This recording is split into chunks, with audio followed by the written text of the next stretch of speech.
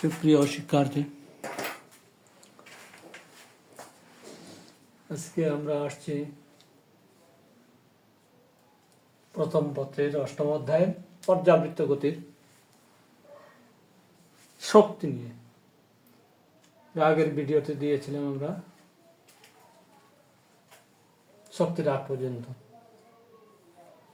আজকে আমরা দেখব শক্তি।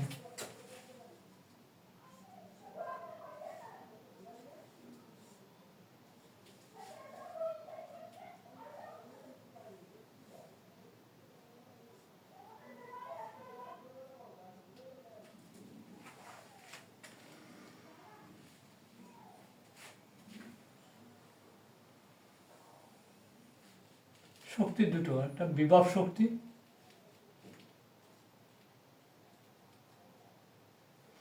গতি শক্তি। তো বিভব শক্তি ইপি সমান সমান হাফ কে এক্স স্কোয়ার।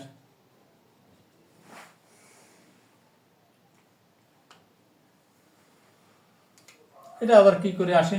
বিভব শক্তি ইপি সমান হাফ কে এক্স স্কোয়ার। আমরা দেখেছি সরল সন্দিত স্পন্দনের শর্ত থেকে দেখেছি বল সরণের ত্বরণ সরণের সমানুপাতিক, ত্বরণ সরণের সমানুপাতিক কিন্তু বিপরীতমুখী, বা বল সরণের সমানুপাতিক কিন্তু বিপরীতমুখী। F is equal to minus K x, এটা প্রত্যয়নী বল, রিস্টোরিং ফোর্স। রিস্টোরিং ফোর্স যে বলে সরল সন্দিত গতিতে গতিশীল কোনো বস্তু যে বলে বারবার তার সাম্যাবস্থার দিকে ফিরে আসে তাকে বলবো আমরা প্রত্যয়নী বল, রিস্টোরিং ফোর্স। সরণ যদি এদিকে ঘটে, ত্বরণ ক্রিয়া করবে তার উল্টো দিকে। অর্থাৎ এই বলে এফ ইজ ইকুয়াল টু এই বলে এদিক গেলে এই বলে সাম্যাবস্থার দিকে ফিরে আসে, এই বলে সাম্যাবস্থার দিকে। যদি এদিকে সরণ ঘটায়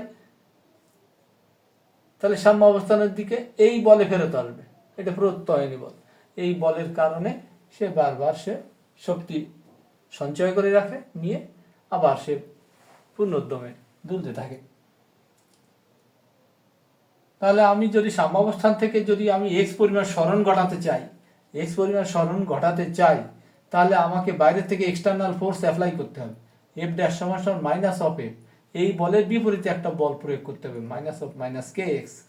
অর্থাৎ এই বলটা হচ্ছে প্রযুক্ত বল, বাইরের থেকে এক্সটার্নাল ফোর্স অ্যাপ্লাই করতে হবে। তাহলে কৃত কাজ ডব্লিউ সমান সমান integration of F dash DX, এটা পরিবর্তী বল দ্বারা কৃত কাজ। এফ ড্যাশ সমান সমান কে এক্স ডিএক্স।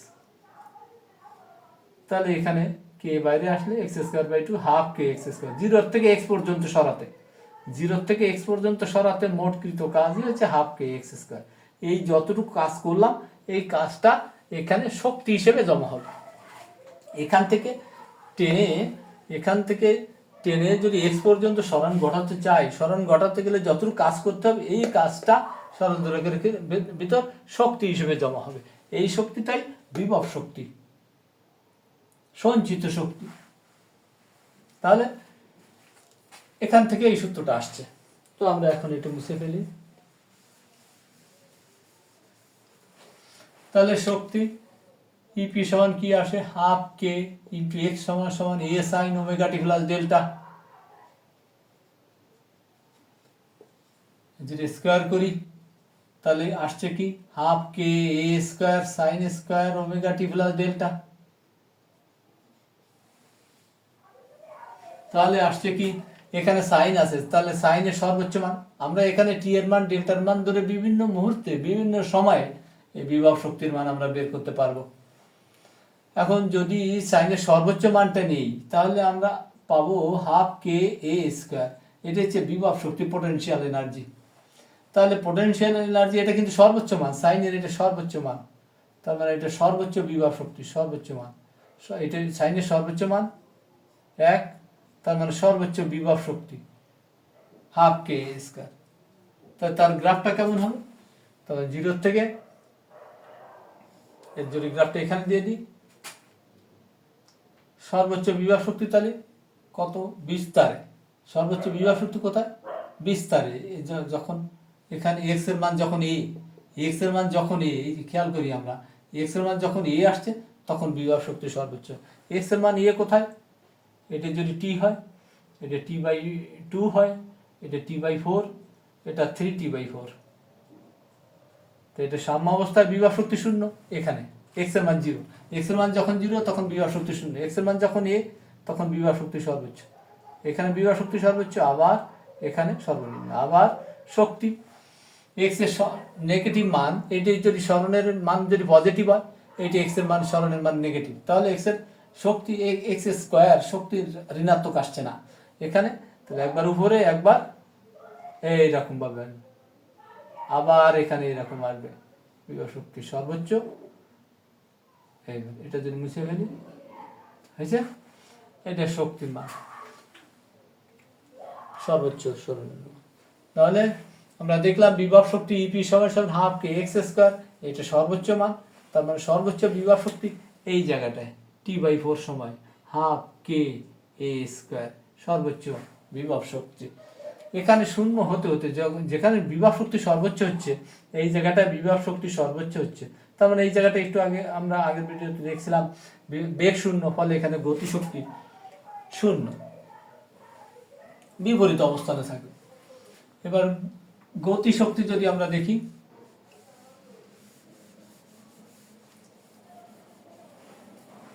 গতিশক্তি half M V square, E K সমান হাফ এম ভি স্কোয়ার।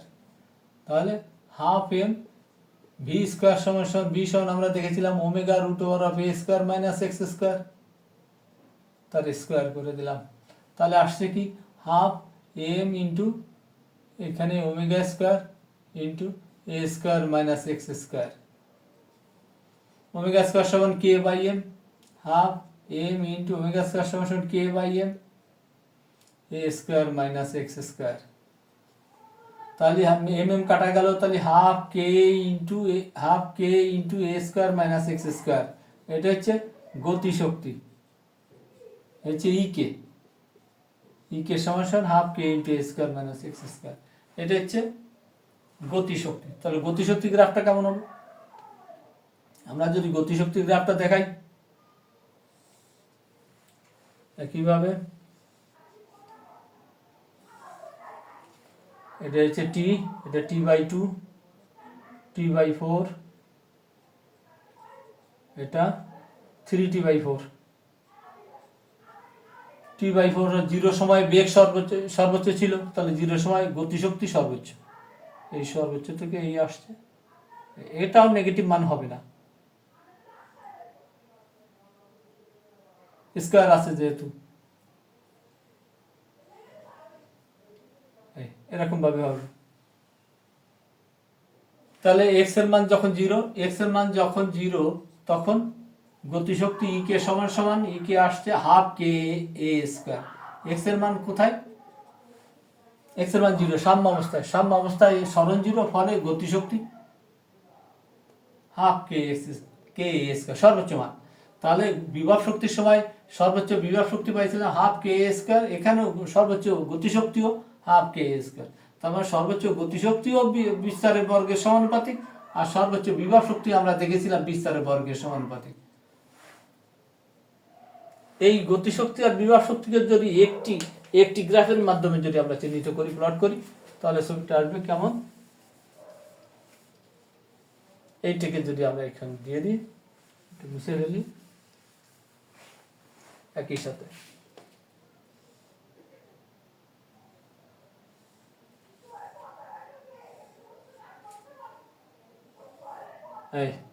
এটা জিরো, এদিকে বিস্তার এ, এদিকে মাইনাস বিস্তার। বিভব শক্তির সময় এটা গতিশক্তির, এটা হচ্ছে গতিশক্তি ইকে সমান এখানে এই জায়গাটা হচ্ছে হাফ কে এ স্কোয়ার। তার মানে সাম্য অবস্থায় গতিশক্তি সর্বোচ্চ, এইটা হচ্ছে গতিশক্তি ইকে, আর বিভব শক্তি এটা হচ্ছে বিভব শক্তি ইপি।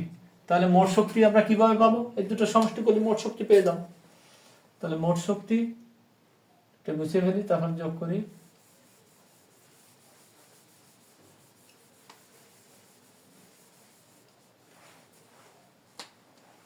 এই জায়গাটায় গতিশক্তি আর বিভব শক্তি সেম হবে। এই জায়গায় একটা পূর্ণ দোলনে 2 বার সমান হয়, একটা পূর্ণ দোলনে 2 বার বিভব শক্তি আর গতিশক্তি সমান হয়। তাহলে মোট শক্তি আসছে ইপি বিভব শক্তি প্লাস গতিশক্তি। তাহলে বিভব শক্তি হাফ কে এক্স স্কোয়ার, গতিশক্তি half K into A square minus X square. এই সূত্রগুলো তো মুখস্থ রাখতেই হবে অঙ্ক করার জন্য। তাহলে হাফ কে কমন গেলে পরে আসে এক্স স্কোয়ার প্লাস এ স্কোয়ার মাইনাস এক্স স্কোয়ার। তাহলে এটি কাটা গেল, তাহলে আসছে কি হাফ কে স্কোয়ার। তাহলে মোট শক্তিও বিস্তারের বর্গের সমানুপাতিক। মোট শক্তি এখানে ইপি কি কোনোটা না, মোট শক্তি হচ্ছে বিস্তারের বর্গের সমানুপাতিক।